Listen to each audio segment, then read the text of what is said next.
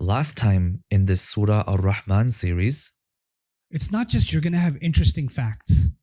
It's not just you're going to have a lot of obscure knowledge, or you're going to be able to drop some Arabic quotes to somebody and they're going to be like, "MashaAllah, oh my God, you know so much Arabic." That's not the goal. What is the Quran teaching us? What is the goal? You're going to develop a real sense of balance. So when somebody is saying something out of balance, you can catch it and say, no, can't do that. And when you're doing something out of balance, you can catch yourself. So you don't violate your own scale. You don't mess up your own scale on Judgment Day. Ar-Rahman allama al-Qur'an. To help you follow along and reflect more deeply, we've created a companion workbook for this series. Download it at bayyina.com/Rahman. Alhamdulillahi Rabbil Alameen wa salatu wa salamu ala Sayyidil Anbiya'i wal Mursaleen wa ala alihi wa sahbihi ajma'een. Amma ba'd, once again everyone, assalamu alaikum wa rahmatullahi wa barakatuh. The highest way, the greatest way of getting to know Allah through our bayan is getting to know Allah speaking Himself, introducing Himself, and really getting to know who Ar-Rahman is.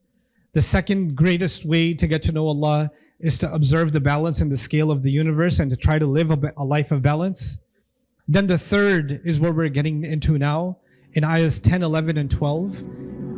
وَالْأَرْضَ وَضَعَهَا لِلْأَنَامِ فِيهَا فَاكِهَةٌ وَالنَّخْلُ ذَاتُ الْأَكْمَامِ وَالْحَبُّ ذُو الْعَصْفِ وَالرَّيْحَانِ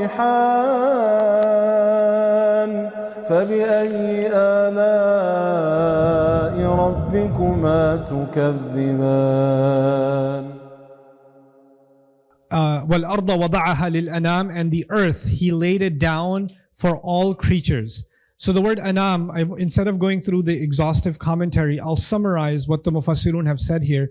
The first thing they've talked about here is, He talked about the sky being raised, and now He's talking about the earth being laid down. So rising and bringing down, there's a contrast between the earth and the sky in the language that's being used. The other thing is, wada'a is the second usage. The first one was wada'a al-mizan, right? He laid down the scale. Now He's saying wada'aha lil-anam, a very different meaning now.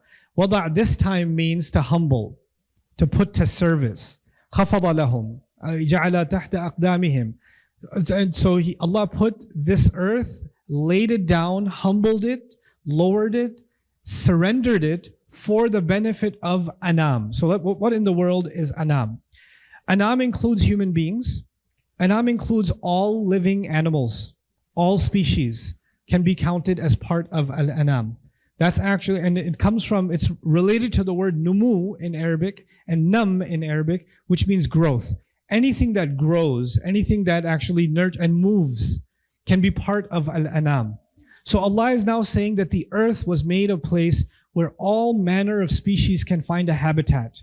There are animals that exist under sub-freezing temperatures. Allah created a habitat for them.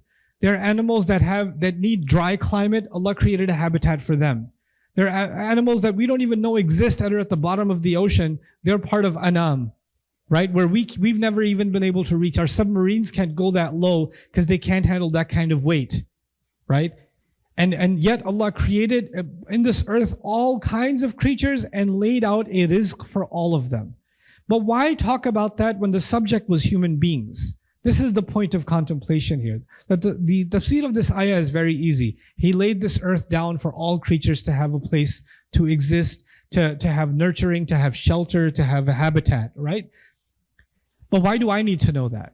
I need to know that because I'm going to compare myself to all of them. I'm going to compare myself to all of them. Did He give me what I need to survive on this planet? And did He give them? Yes, but He didn't just give, He gave them a means to survive. But He gave me much more than a means to survive.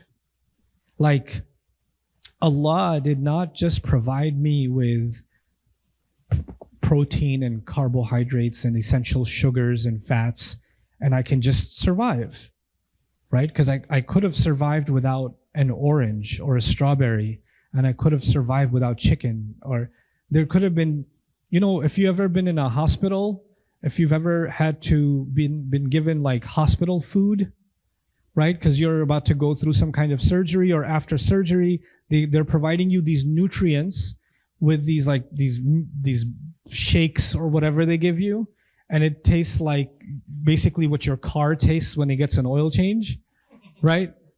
You're surviving. You're surviving because you're drinking that stuff, but it's disgusting. It's absolutely horrifying that you have to drink and consume that stuff, right? But actually, you didn't need good taste to survive. You didn't need to see something look good. Like, okay, we need protein, right? Well, cockroaches have protein. Spiders have protein. Ants have protein. Grasshoppers have protein. We could just crush all of them and put them in a blender and get our protein intake. I mean, as disgusting as that sounds, at the end of the day, nutrients is what the body needs to survive. By the way, are there other animals that eat bugs, that eat, gunk and eat whatever to survive? Are there other animals that eat dead to survive? They do. And that's a system Allah created for them, right? The animals, like fish, for example, breathe and live in the same water that feces is in. This is how Allah made them. But then He made me and He made you, and we got standards. The horse, when you put hay in front of the horse, it doesn't say a little salt at least. It just eats it. And how does it eat it? It eats it off the ground. Would you and I ever accept eating something off the ground? No. By the way, if we did, we probably would still survive. But it's beneath us to eat off the ground. In fact, if you saw a fruit on the street and it was peeled, like a banana that's already been peeled, would you touch it? No, you wouldn't touch it. It needs to be packaged properly for me to eat it.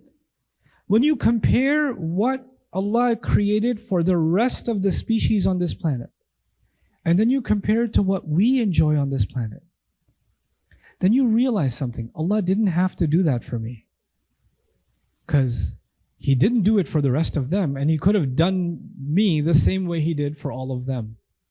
Isn't that possible for Allah to do? وَالْأَرْضَ وَضَعَهَا لِلْأَنَامِ. Anam includes human beings. So there's a necessary comparison that happens inside of this ayah. But then when He says وَالْأَرْضَ وَضَعَهَا لِلْأَنَامِ, He then adds, actually I'll read this Urdu commentary to you. और ज़मीन को अनाम के लिए वज़ा करने का मतलब ये नहीं है कि वो सबकी मुश्तरक मिल्कियत हो, और सियाक इबारत भी ये नहीं कह रहा, बल्कि कलाम का मुद्दा इस जगह कोई माशी ज़ाब्ता बयान करना है। यहाँ तो मकसूद दरअसल ये बताना है कि अल्लाह ताला ने इस ज़मीन को इस तरह बनाया और तैयार कर दिया कि किस्म किस्म की जिंदा मखलूक़ात के लिए रहने, बसने और ज़िंदगी बसर करने के लिए के काबिल हो गई। ये आपसे आप ही ऐसी नहीं हो गई है. Allah made this home for all kinds of species because they weren't able to just live here on their own. Allah created these habitats for them. Khaliq ke banane se hi aisi bani hai. It's because God made it this way that it's this way. You know, if the sun never set, if the sun was always there, then you would just take it for granted. You wouldn't even know what darkness is. You just wouldn't know. You don't know that exists. You know what? Allah's rizq is always there. It never sets. It's always there. And you know, the fact that it's always there makes it the most invisible. You know, winter isn't always here, right? Winter or summer's not always here. And so it makes you appreciate it. But if summer was always there, you'd never appreciate it. It's just human behavior, human nature. Allah's rahmah is constantly there. So what happens to us? Well, it's always there, so you start taking for granted. This is the nature of the human being. Anyway, so وَالْأَرْضَ وَضَعَهَا لِلْأَنَامِ فِيهَا فَاكِهَةٌ. Okay, now the subject is changing. Everything was about all the other species. Now he says, in it there is fakiha. What is fakiha? Ismun lima yu'kalu tafakkuhan. Something that is eaten for joy. Something that's eaten. Fakiha in Arabic actually means to smile, to be happy. There are some things you eat that is the moment you eat them, what happens? You could be like a really grouchy, nasty person. But even you, when you have the right kind of strawberry, or the right kind of orange, or the right, you just have the right kind of fruit, you're just like, that was good. Just one bite of fakiha is delicious fruit that makes you smile when you eat it. It just makes you smile. Fakiha. And all kinds of, fakiha means all kinds of fruit. This is why إِذَا طَابَتْ نَفْسُهُ بِالْحَدِيثِ وَالضَّحِكِ. Actually, when you feel good with laughter, like you eat it, you're like, oh, so good. Like that kind of thing. That's actually fakiha. And by the way, did Allah have to create food that's a fruit that's delicious to that extent? No, He didn't. You're like, I don't even like fruit. Okay, but you eat fruit-flavored ice cream. You eat fruit-flavored yogurts, and you don't like fruit? There's fruit in everything you eat. Everything you enjoy eating. And when you eat that stuff, there's just this joy that comes on your face. Like my father-in-law, he's so sweet. He knows I have a weakness for certain kinds of yogurt. And I'll just be sitting there, he'll randomly bring me the yogurt. And then he just waits to watch me take the first bite because he knows what happens to my face. Like, oh my God. That's fakiha. And then he says, one nakhl. Okay, this is where things get really interesting. And he says, and palm trees. All kinds of fruit, not to mention palm trees. By the way, are we now only talking about survival, but are we adding joy to this now? So fakiha is about taste. Nakhl, palm tree, or date palm, is actually not just about taste, it's also about beauty. And palm trees weren't just beautiful to the ancient Arabs, they're beautiful to Floridians and Californians and Hawaiians, and they're beautiful in the Khalij, they're beautiful by coastal areas. Palm trees are actually a symbol of relaxation, joy, comfort, anywhere you go. And people that live in areas where you don't get palm trees pay extra to get a palm tree on their front porch just so everybody will say, whoa, you got a palm tree? Allah says, it's a symbol of beauty. But of course, it's also very particular to the Arab, isn't it? So this is something you're going to have to note now. Surah Ar-Rahman will mention things that are very particular to Arab taste. Like, of course, Allah could have mentioned mangosteens here from Malaysia. He could have mentioned mangoes from Pakistan. But He doesn't. He mentions palm trees, date palms. Why date palms? Because it's particular to who? The Arabs. And we're going to have to, Quran is for all of humanity. So why is it particular to the Arabs? That question will that mystery will start getting unresolved and getting opened up as we go through the surah. Because we're going to see a bunch of things that are very, very Arab specific inside this surah. So وَالنَّخْلُ ذَاتُ الْأَكْمَامِ. By the way, fakihatun is open-ended. It's nakira. There's no al on it. It's not al-fakiyah. It's fakihatun. All kinds of fruit. Many, many fruits. But nakhl is very particular. So he specifically highlighted the palm tree. So there's something very particular being called out here. I wanted to show you this picture so you appreciate. This is the easy way to understand the ayah. Dhatul akmam. He said, وَالنَّخْلُ dhatul akmam. Dhatul akmam means possessing covers and bunches. The date is not just, Allah created it in a way that the packaging of it is hanging and it's inside of a cover, and you peel the cover and then you eat the date. So Allah is highlighting in this ayah, He could have just said He made fruits for you to eat. But He said delicious fruit that makes you smile. Then He said, He could have just said He made palm trees. He said, no, palm trees that get filled with these bunches with covers on them, referring to the peel of the fruit.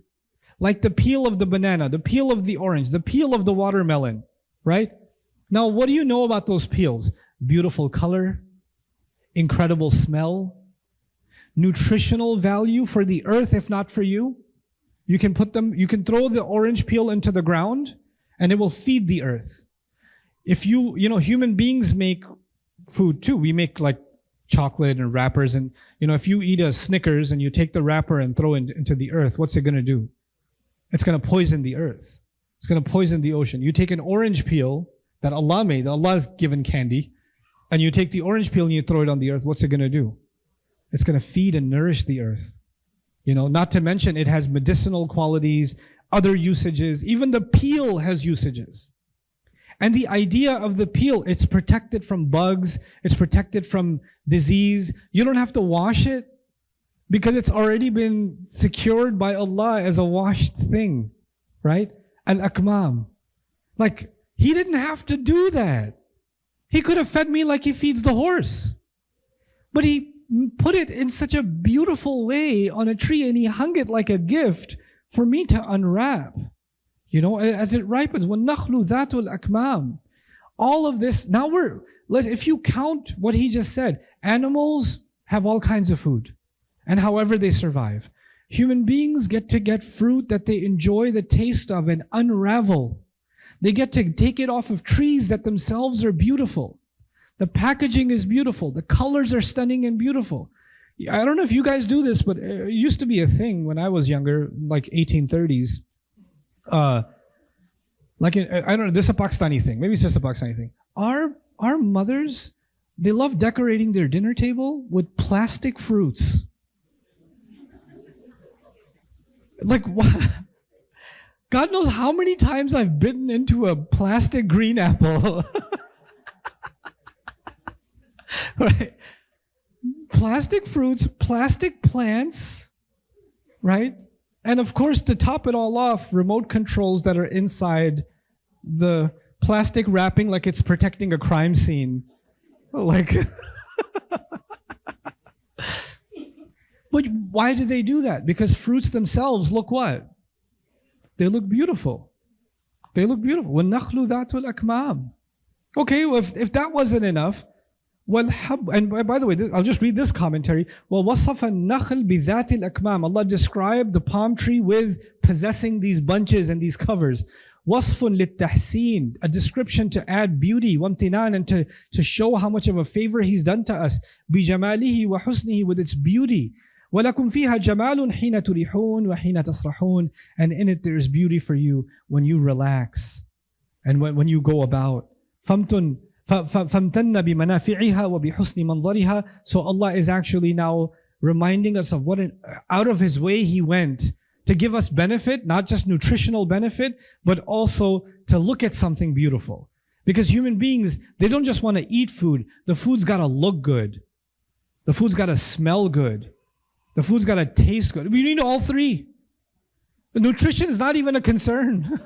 It's got to look good, it's got to smell good, it's got to taste good. So far, we've covered looks good. We've covered tastes good. Fakiha, right? There's still something missing. What's missing? وَالْحَبُّ ذُو الْعَصْفِ وَالرَّيْحَانِ. Al-Rayhan is delicious. Amazing smell, by the way. Al-Rayhan. But we'll get to that. وَالْحَبُّ and grain. By the way, grain is the fundamental need of human civilization. But He didn't mention grain first. He mentioned delicious fruit first.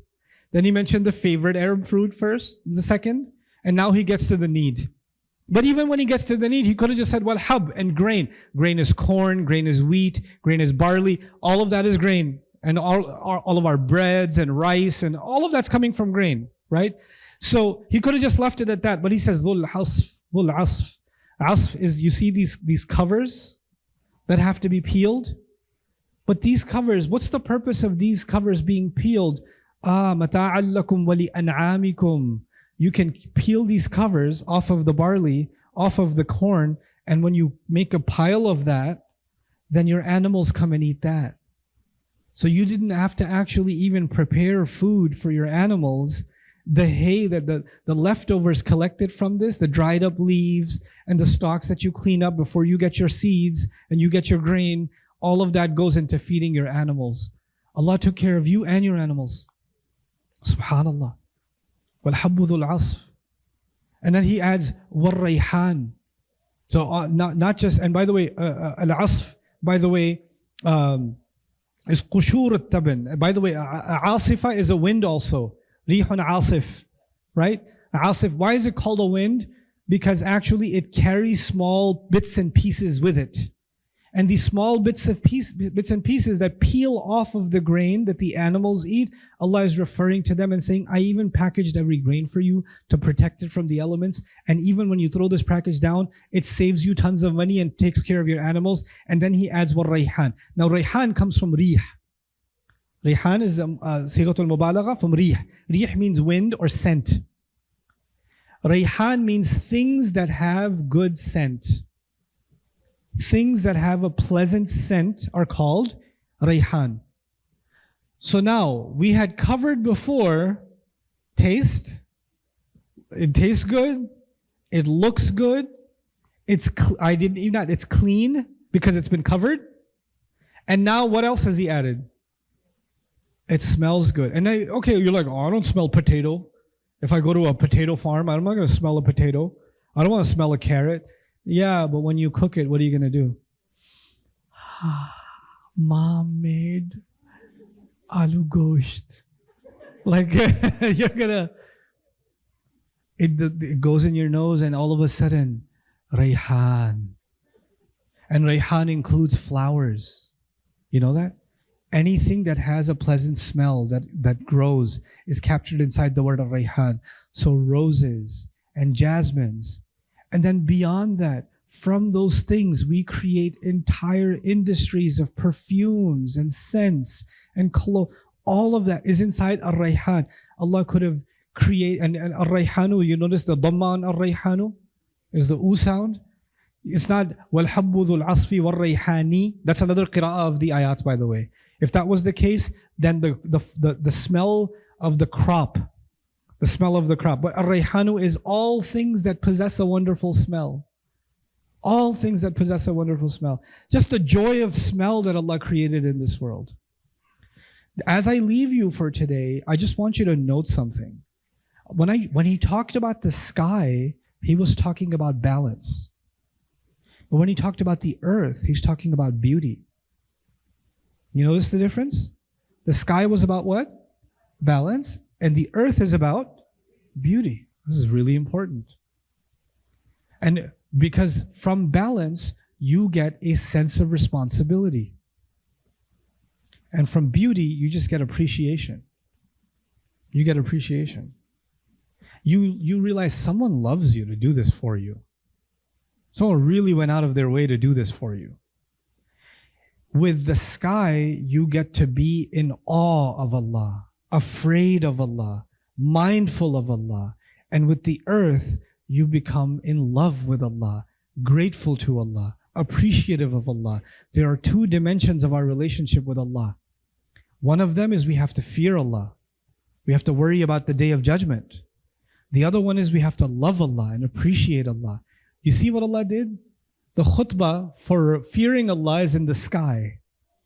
And being mindful of Allah, that khutbah is in the sky. And the khutbah of loving Allah and appreciating Allah and being grateful to Allah is where? On earth. And we live here in, subhanallah, everything you need to get to know Allah between the sky and the earth. وَالْحَبُّ ذُو الْعَصْفِ وَالرَّيْحَانِ. I mean, how can you deny God now? Which is why you're going to get the question next in tomorrow's discussion. فَبِأَيِّ آلَاءِ رَبِّكُمَا تُكَذِّبَانِ. How are you going to deny Allah now? Subhanallah. What a just an absolutely spectacular summary of the human being's journey to Allah in the opening of this surah. May Allah Azza wa Jal make us love Allah the way He deserves to be loved. And may Allah Azza wa Jal make us responsible the way He wants us to be responsible and bring a scale into all of our lives. Barakallahu li wa lakum fil Qur'an al-Hakim wa nafa'ani wa iyyakum bil ayati wa dhikr al-Hakim. Coming up next time in this Surah Ar-Rahman series. What becomes very clear is that Allah is actually extremely, extremely angry with some people. You don't say these words. Tukadhiban is not a kind word. It's a very scathing criticism. And I'm reminding you, in the previous surah, nations were destroyed because they did this act. Kadhabat, kadhabat, kadhabat. Kadhabu bi ayatina kulliha. Aad, Thamud, the nation of Lut, the nation of Nuh all before them, and Fir'aun. All takdhib was used for all of them. And in the beginning, when they denied the Prophet ﷺ, Allah says,